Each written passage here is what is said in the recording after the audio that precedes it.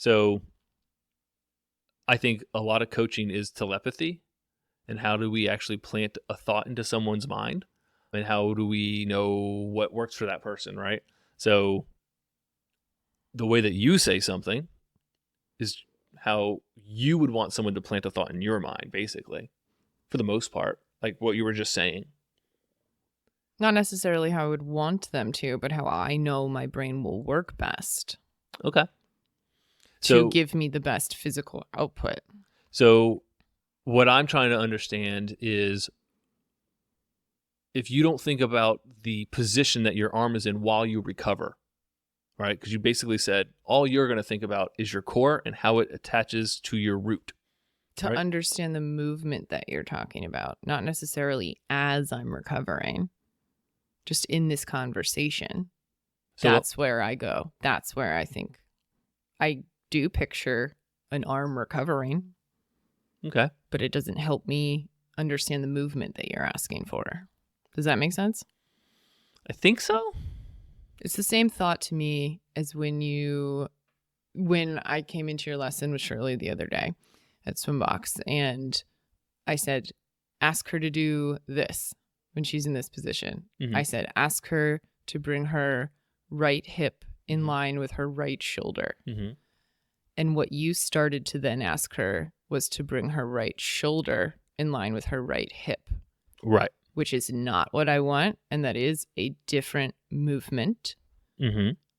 Another good example is if you're standing, and anyone can just do this, stick your arms straight out in front of you. Bring your hips to your hands. Don't bring your hands to your hips. Right. Things like that. Right. And so it's like, I understand that I can manipulate how I'm thinking to get an output.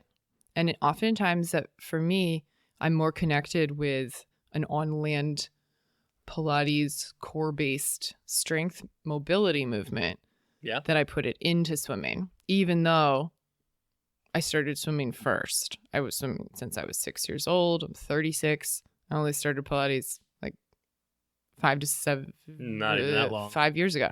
Yeah. And so it's like fascinating to me that I guess it makes sense.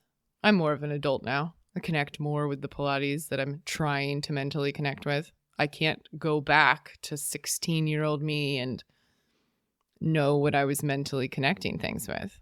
I didn't have those experiences. No one taught me those things. Right. So I could only come about it from swimming. Yeah, and I think just Pilates has got a great way of showing us what's working. Much so more obviously than swimming does. Mm-hmm. Because you weigh less in the water. So you're not going to be moving as much weight as you would on land during Pilates. So those typically I would think those movements are way more obvious in Pilates than in swim. So that makes a lot of sense to me. But I'm curious about, have you tried to get any of your swimmers to feel that connection that I talked about on that podcast yet? In the way that you put it out? No, just any way that you feel like you wanted to talk to them about it. No. Okay.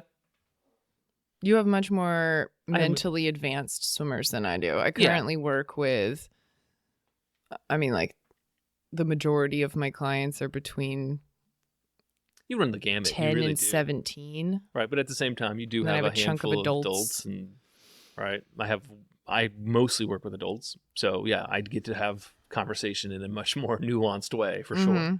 But it's really exciting, too, having younger people, because then I get to teach them. And one of my favorite things to do is be like, do you know how to do a plank? Everyone always says yes. Mm-hmm. I go, okay, get out, show it to me. Explain to me what you're doing to set up the plank. That runs the gambit.